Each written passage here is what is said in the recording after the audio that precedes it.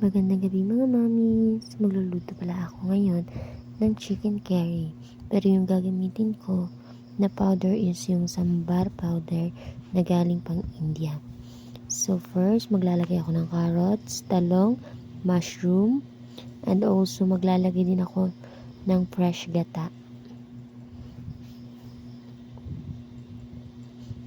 Ito po yung sambar powder na sinasabi ko.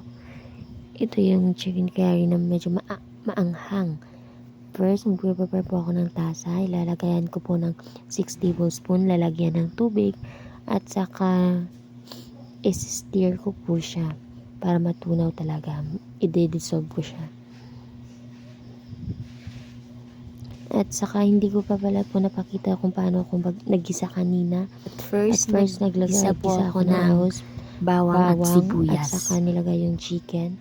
Tapos nilagay ko yung tanglad. Tapos papakuluan ko siya hanggang sa maiga siya.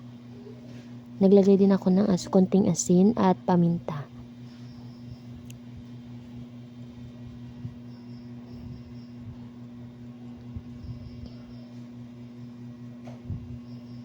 Hinahalo-halo ko lang siya para talaga magpantay.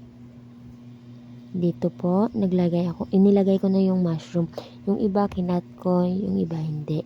Kasi mas masarap pa rin yung mushroom na may buo. Mushroom.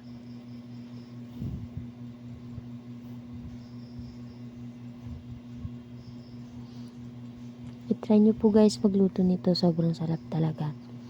Hindi ko siya masasabing Indian curry siya kasi yung nilagyan ko siya kasi ng mushroom. Kaya baka sa India, iba yung ginagawa nila. Natutunan ko lang ito sa girlfriend ng kapatid ko.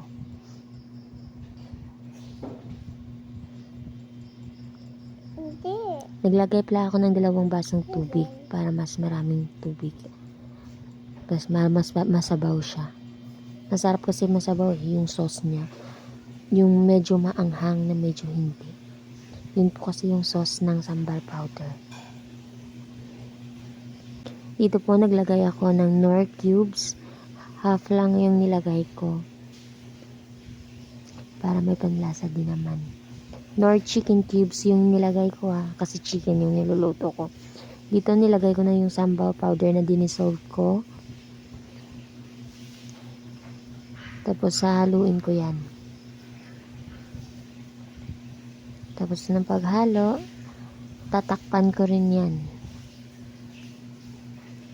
Dito nilagay ko yung carrots para malaga siya at lumambot.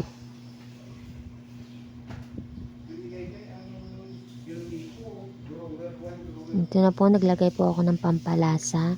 Depende na po kayo sa inyo kung paano kayo maglagay ng pampalasa. Depende po yung timpla nyo sa inyo. Ganyan lang po.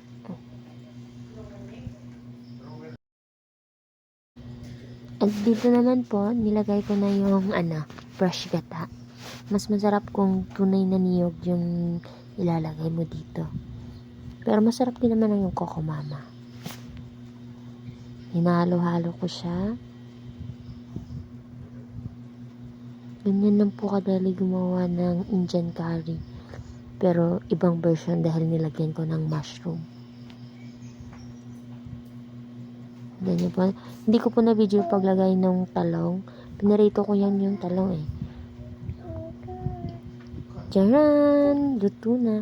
Kain po tayo. Bye-bye!